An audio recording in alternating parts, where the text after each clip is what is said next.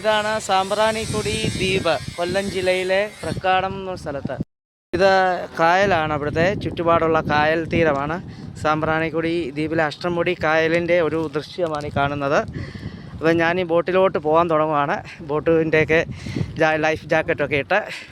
അതാണ് ചീനവലയുടെ. ഇതാണ് അതുകൊണ്ട് ആ ദൂരെ കാണുന്ന സാമ്പ്രാണിക്കൊടി ദ്വീപ്. അങ്ങോട്ട് പോവുകയാണേ. അങ്ങനെ യാത്ര തുടരുകയാണ് സാമ്പ്രാണിക്കൊടി ദ്വീപിലേക്ക്.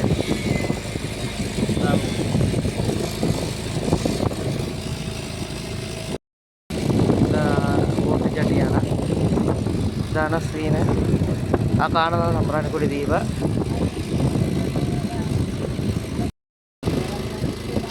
യാത്ര തുടരുന്നു സാമ്പ്രാണിക്കൊടി ദ്വീപിൽ. ആ ദൂരെ കാണുന്നതാണ് സാമ്പ്രാണിക്കൊടി ദ്വീപ്. ഇത് അഷ്ടമുടി കായലിൻ്റെ ഒരു വിദൂര ദൃശ്യമാണ്. അതാണ് സാമ്പ്രാണിക്കൊടി ദ്വീപ്.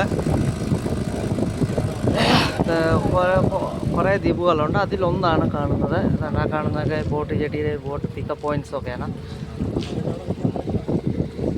സാമ്പ്രാണിക്കൊടി ഒരു ദ്വീപിലേക്ക് ഞങ്ങൾ എത്തിക്കൊണ്ടിരിക്കുന്നു. ദൂരെ കാണുന്നതാണ് വഴിവാണിഭ കച്ചവടക്കാരാണ്. ഇവിടെ വെള്ളത്തിലുള്ള കച്ചവടക്കാരൊക്കെയാണത്. ഞങ്ങളുടെ ബോട്ട് എടുത്തുകൊണ്ടിരിക്കുന്നതാണ്. അപ്പോൾ എത്തി ഇവിടോട്ട് ഇറങ്ങുവാണ്. ഇതാണ് സാമ്പ്രാണിക്കൊടി ദ്വീപ്. സാമ്പ്രാണിക്കൊടി ദ്വീപ് ഇതിലെ കണ്ടൽക്കാടുകളാണ്. കാണുന്ന സാമ്പ്രാണിക്കൊടി ദ്വീപിൻ്റെ ഒരു ബോർഡാണ്.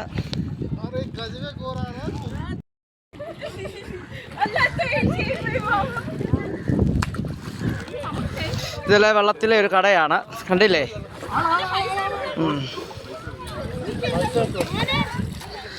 അപ്പോൾ വീണ്ടും കാണാം പുതിയ വിശേഷങ്ങളിൽ പുതിയ വീഡിയോ ആയി. Bye bye. സാമ്പ്രാണിക്കൊടി ദ്വീപിൻ്റെ കണ്ടൽക്കാട് വിട്ടുള്ള ആ കായലിൻ്റെ ഒരു ദൃശ്യമാണ്. അഷ്ടമുടി കായലിൻ്റെ ഒരു ദൃശ്യമാണ് ഈ കാണുന്നത്. ആ ദൂരെ കാണുന്നൊരു പള്ളിയാണ്. ഇതാ കണ്ടില്ല, അഷ്ടമുടി കായലിൻ്റെ ഇതാണ് കൊല്ലം ടൗണിലേക്ക് ബന്ധിപ്പിക്കുന്ന ഒരു ബ്രിഡ്ജാണത്.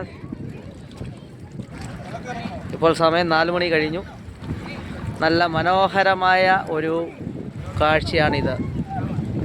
സാമ്പ്രാണിക്കൊടി ദ്വീപിലെ കച്ചവടക്കാരാണ് ആ ദൂരെ കാണുന്നത്. വെള്ളത്തിൽ തന്നെ കച്ചവടം നടത്തുന്ന ആൾക്കാർ, ഉപജീവനമായി കാണുന്ന